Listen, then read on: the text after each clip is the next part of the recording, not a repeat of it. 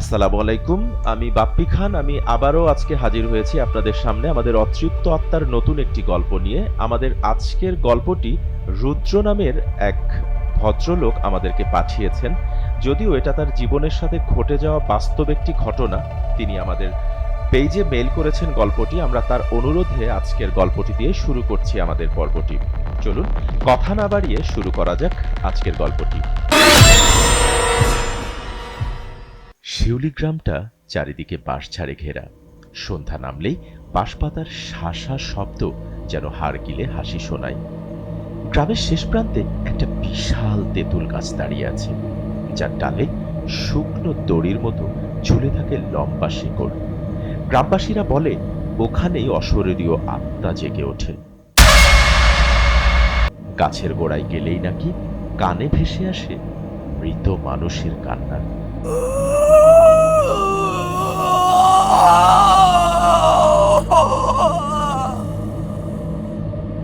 তেঁতুল গাছের ঠিক পাশেই দাঁড়িয়ে আছে ভাঙাচোরা জমিদার বাড়ি, হরিদাস চৌধুরীর কুখ্যাত আস্থানা। এখন সেটা ধ্বংসস্তূপ, কিন্তু গ্রামের মানুষ জানে ভেতরে এখনো যেন কিছু নড়ে চড়ে। রাত বাড়লেই দেখা যায় জানালায় লাল চোখের আলো, শোনা যায় শেকল টানার আওয়াজ। বহু বছর আগে জমিদার হরিদাস চৌধুরী ছিল অমানসিক ও নিষ্ঠুর। লোভ, ভোগ আর রক্তপিপাসাই ছিল তার নেশা।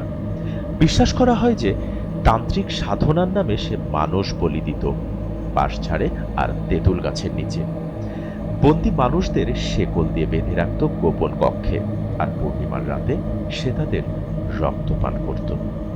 এক রাতে এক পুরো পরিবারকে হত্যা করে বলি দেয় জমিদার। তাদের অভিশাপেই নাকি জমিদার পাগল হয়ে যায়। কয়েকদিন পর তার মৃতদেহ পাওয়া যায় তেঁতুল গাছের ডালে ঝুলন্ত অবস্থায়, কিন্তু মুখ ছিল ছিঁড়ে খুঁড়ে বিকৃত। মনে হয়েছিল কেউ দাঁত দিয়ে চিবিয়ে নিয়েছে। এরপর জমিদার বাড়ি পরিণত হয় রক্তখেকো অশুভ শক্তির আস্থানায়। গ্রামের সবাই ভয়ে জমিদার বাড়ির দিকে তাকায় না, কিন্তু রুদ্র নামের এক তরুণ ছিল আলাদা।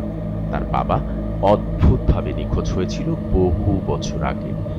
লোকজন বলে তিনি নাকি জমিদার বাড়ির কাছে গিয়েছিলেন। রুদ্র বড় হয়ে প্রতিজ্ঞা করে যে সে একদিন সত্যটা উদ্ঘাটন করবে।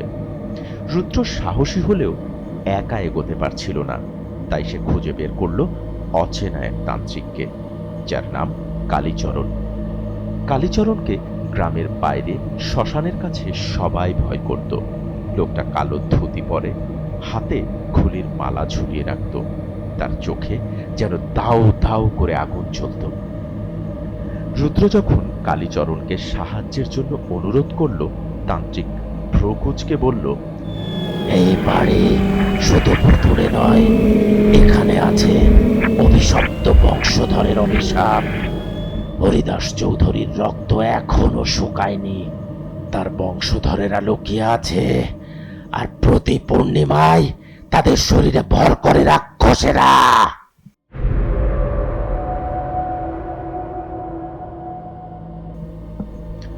রুদ্র শিউরে উঠল। কালীচরণ মাটিতে সাদা ছাই ছিটিয়ে এক অদ্ভুত চিহ্ন এঁকে দিল। যদি তুই ঢুকতে চাস জমিদার বাড়িতে, এই তাবিজ সঙ্গে রাখবি, না হলে ওরা তোর নাম ধরে ডাকবে, আর তুই নিজের অজান্তেই তাদের কাছে চলে যাবি। হা হা হা হা হা।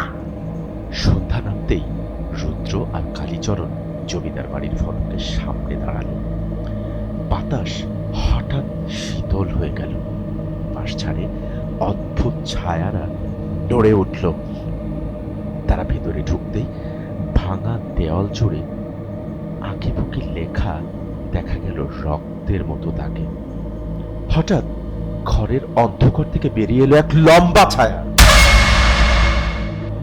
তারা ভেতরে ঢুকতেই ভাঙা দেওয়াল জুড়ে কেমন যেন আঁকাবাঁকা লেখা দেখা গেল রক্তের দাগের মতো। হঠাৎ ঘরের অন্ধকার থেকে বেরিয়ে এলো লম্বা ছায়া, একজন যুবক, কিন্তু তার মুখ অর্ধেক ছেঁড়া, চোখ লাল, দাঁতগুলো নেকড়ের মতো ধারালো। সে নিজেকে পরিচয় দিল, আমি হরিদাসের রক্ত, আমি তার বংশধর। আমরা অনন্ত কোথায় ভোগী, মানুষের রক্ত ছাড়া আমাদের শান্তি নেই। প্রাসাদের চারপাশে শেকল টানা আওয়াজ উঠল, ভাঙা দরজাগুলো একে একে বন্ধ হয়ে যেতে লাগলো। রুদ্র তাবিজ শক্ত করে ধরল, কিন্তু দেখতে পেল আরো কয়েকটা ছায়া বেরিয়ে আসছে ঘরের ভেতর থেকে। তারা মানুষের মতো নয়, লম্বা হাত, মাংস ছেঁড়া চামড়ার শূন্য চোখ। তারা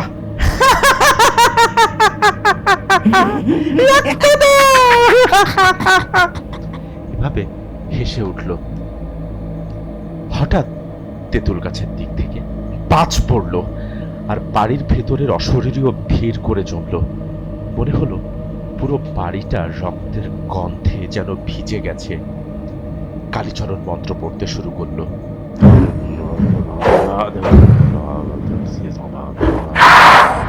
সাথে আগুন জ্বালালো আর খুলির মালা ছুঁড়ে ফেললো। আগুনের আলোয় ছায়াগুলো চিৎকার করে উঠল, কিন্তু হরিদাসের বংশধররা ভয় পেল না একটু। সে এগিয়ে এসে রুদ্রকে বলল, তুই আমার পরিবারের রক্তের কাছে ঋণী। তোর বাবাকে আমি পেয়েছিলাম, আজ তুই এসেছিস বলি হতে।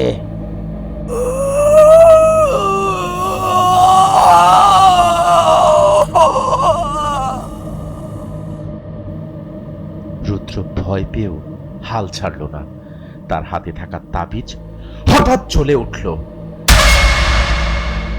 আর তাবিজের আলোতে ছায়াগুলো যেন পিছিয়ে গেল। কিন্তু বংশধর ছুটে এলো নখ বাড়িয়ে। মুহূর্তেই কালীচরণ চিৎকার করে এক অগ্নিবল ছুড়ল, যা তার শরীরকে পুড়িয়ে ফেলল। অন্ধকারে বজ্রপাতের মতো আলো জ্বলে উঠল। বংশধরের দেহ মাটিতে লুটিয়ে পড়ল, কিন্তু মুখে তার বিকৃত হাসি রয়ে গেল।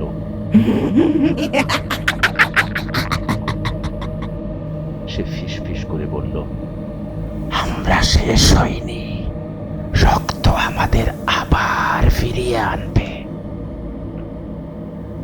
ভোর হলো। জমিদার বাড়ির ভেতরে শুধু ছাই আর পোড়া গন্ধ পাওয়া গেল। রুদ্র আর কালীচরণ ক্লান্ত শরীরে বেরিয়ে এলো। গ্রামবাসীরা দূর থেকে তাকিয়েছিল, কিন্তু কেউ সাহস করে কাছে আসেনি। রুদ্র জানত এই অভিশাপ একদিন আবার জেগে উঠবে, কারণ রক্তখেকো জমিদার বাড়ি কখনো পুরোপুরি শান্ত হয় না। কোথাও বাঁশপাতা আবার যেন শাসা করে উঠল। তেঁতুল গাছের ডাল থেকে ঝরে পড়ল শুকনো পাতা, আর মনে হলো অদৃশ্য কেউ যেন তার নাম ধরে ডাকছে, রুদ্রা, রুদ্রা।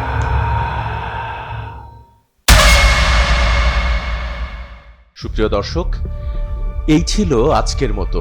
আপনার জীবনে যদি ঘটে থাকে এমন কোনো ভয়ঙ্কর ঘটনা, কিংবা আপনি যদি মুখোমুখি হন কখনো কোনো অতৃপ্ত আত্মার, কিংবা আপনার জীবনে ঘটে থাকে এমন কোনো লোমহর্ষক কাহিনী, চাইলে আমাদের সাথে শেয়ার করতে পারেন আমাদের ডেসক্রিপশন বক্সেতে আমাদের মেইল অ্যাড্রেসে।